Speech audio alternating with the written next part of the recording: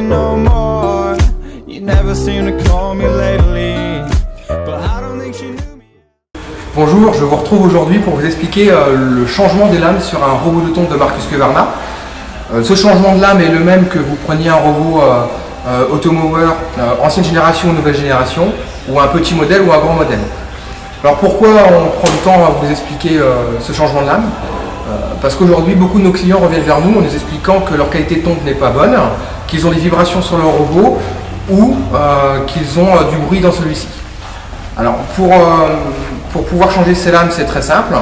Il va nous suffire de retourner celui-ci. On va vous expliquer ça dans la prochaine étape. Donc voilà, nous avons mis le robot à l'envers. Alors pour pouvoir procéder au changement des lames, évidemment on va le faire en sécurité. Donc on vous conseille fortement de mettre des gants anti-coupure parce que les lames neuves peuvent être assez coupantes. On va utiliser des lames vendues sous blister de Marcus Husqvarna, des lames d'origine. Vous les retrouverez par exemple chez nous autour des 26 € TTC. Vous pouvez consulter tout cela sur notre site www.jardiman.fr. Et on va utiliser un tournevis cruciforme pour pouvoir faire le démontage. Voilà. Donc pour faire le démontage, je prends le disque, je le pince au niveau de la tête de la vis et je desserre. Voilà, donc je vais faire comme ça pour les 3 lames. Hop. Donc quand je fais le changement, je change lame et vis en même temps. Je ne remets pas les anciennes vis surtout en place parce qu'elles peuvent être ovalisées et du coup cassées une fois qu'on aura changé la lame. Je profite de me servir de l'ancienne lame pour venir gratter la portée en fait, du filetage.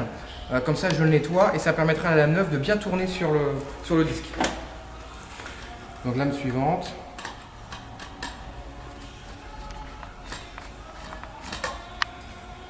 Voilà.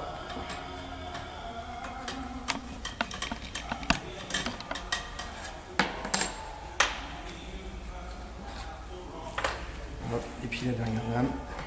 Donc je pince bien.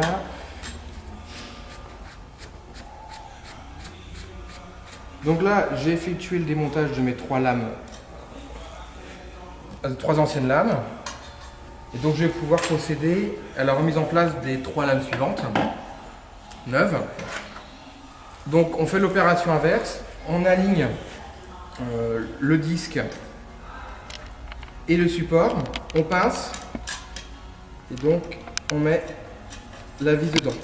Moi, pour gagner un peu de temps, je laisse ma tête de vis dépasser, comme ça les autres vis sont déjà synchronisées toutes les unes en face des autres et que c'est du coup beaucoup plus simple, ça évite de rechercher les filetages. Voilà, hop, et la troisième.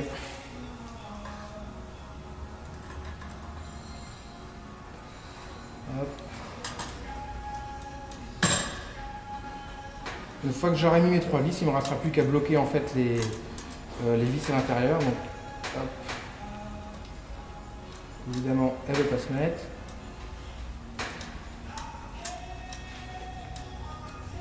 Voilà. Donc, il ne reste plus qu'à serrer. Il faut faire attention quand on resserre à bien mettre la vis et la lame sur l'épaulement de la vis pour qu'elle puisse être flottante. Je vous montre. Ici, voilà, il faut qu'elle puisse tourner en fait librement.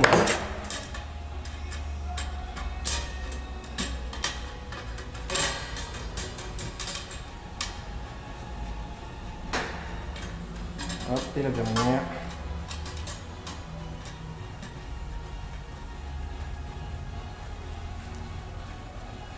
Voilà, donc j'ai changé mes 3 lames.